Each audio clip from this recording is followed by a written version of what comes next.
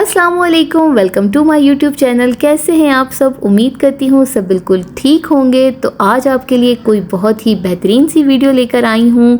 तो मैंने सोचा कि मुझे स्पिन मॉप यूज़ करना है और स्पिन मॉप क्यों यूज़ करूँगी ये भी ज़रूर आप लोगों से शेयर करूँगी, और क्या रीज़न है कि मैंने अचानक स्पिन मॉप लेने का सोचा तो ये भी आप लोगों को ज़रूर बताऊँगी।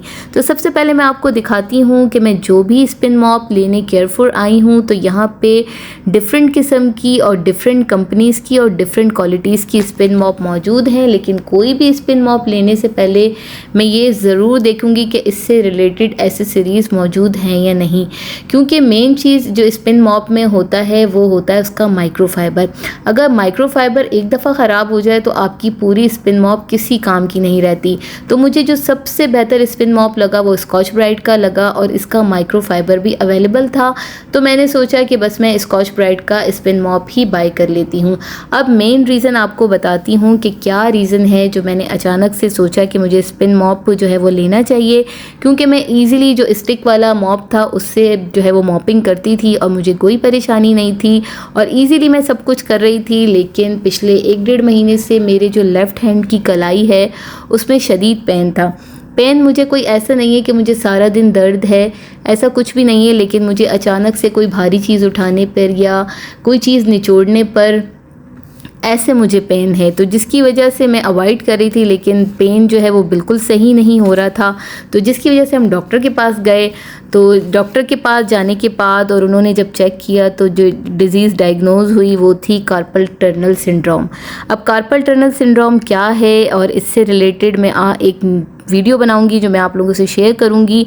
लेकिन जब हम डॉक्टर के पास गए तो जो डिज़ीज़ जो पता चली वो थी कार्पल टनल सिंड्रोम, जिसके लिए मुझे जो है वो फिजियोथेरेपिस्ट के पास जाना पड़ेगा। एक मुझे उससे सेशन लेना पड़ेगा, उसके बाद वो मुझे जो भी एक्सरसाइज बताएगा मुझे तकरीबन 3 से 4 महीने तक उसको कंटिन्यू करना पड़ेगा, तब जाके मेरे इस पेन में मुझे रिलैक्सेशन मिलेगी।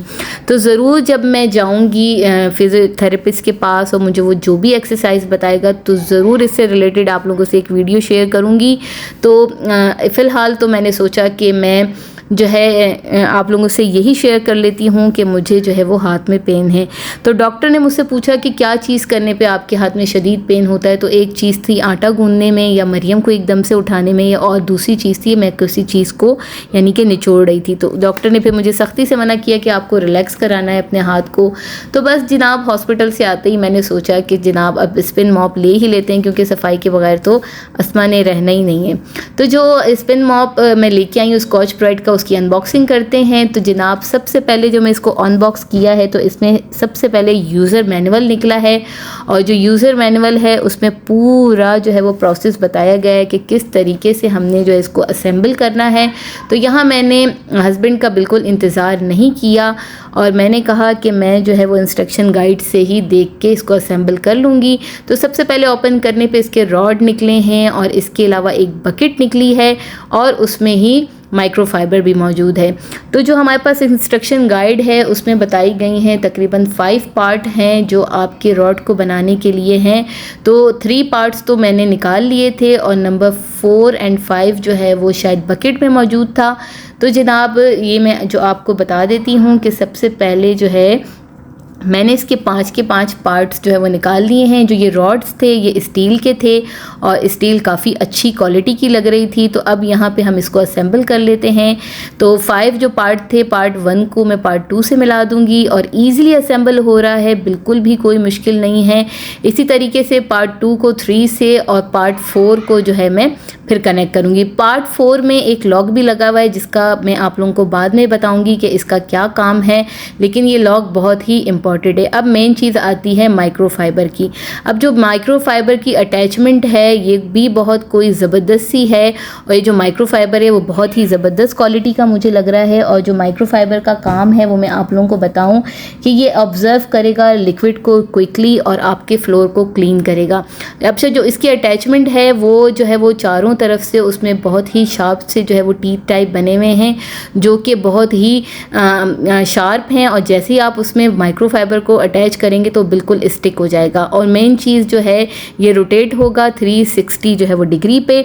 तो बहुत ही कोई ज़बरदस्त सा मुझे ये जो है वो लगा मॉप। और अब मैंने माइक्रोफाइबर को अटैच कर दिया है रॉड के साथ। तो जनाब बेहतरीन सा मॉप जो है वो ईज़िली जो है वो अटैच हो चुका है। अब मेन चीज़ आ जाती है बकेट। बकेट में जो है सबसे पहले मैं आप लोगों को दिखा दूँ, इसका जो है हैंडल भी मौजूद है जो आपको नज़र आ रहा है। और उसकी क्वालिटी तो बहुत ही कोई ज़बरदस्त सी है, प्लास्टिक बहुत ही कोई अच्छी है। और जो मेन चीज़ है वाटर ड्रेन के लिए जो है इन्होंने एक पार्ट दिया हुआ है जहाँ पे होल है और काफ़ी बड़ा हॉल है जहाँ पे आप इजीली वाटर को ड्रेन कर सकते हैं। और एक और अटैचमेंट भी मौजूद है और पानी का लेवल भी बताया गया है मीडियम टू मैक्सिमम। तो जो दूसरी अटैचमेंट है वो मॉप से रिलेटेड है। जब आप मॉप को जो है वो इस बकेट में अटैच करेंगे तो इसके अंदर भी जो अटैचमेंट है वो जब आप अपने मॉप को मॉपिंग करेंगे या जब आप उसको जो है स्पिन करेंगे या रिंस करेंगे तो उसकी दूसरी अटैचमेंट में भी जो है वो शार्प से जो है वो टीथ बने हुए हैं जो कि आपके माइक्रोफाइबर को क्लीन कर देगा। और ये अटैचमेंट इजीली जो है वो अलग भी हो जाती है ताकि आप जो है अपने टब को इजीली वॉश भी कर लें। तो जनाब ये देखिए जो मैं दूसरी अटैचमेंट के बारे में आपको बता रही थी, इस पे भी शार्प से टीथ बने हुए हैं जो कि आपके माइक्रोफाइबर को क्लीन कर देगा। और ये चीज़ ज़रूर बताई हुई है कि जो माइक्रोफाइबर है वो बहुत ही कोई अच्छी क्वालिटी का है, 7 से 8 महीने तक ये ख़राब नहीं होगा। और इसमें एक लॉक भी लगा हुआ है जो कि दोबारा से इसको ईजीली अटैच कर देगा। तो मुझे तो बहुत ही कोई ज़बरदस्त सी क्वालिटी लग रही है स्कॉच ब्राइट स्पिन मॉप की।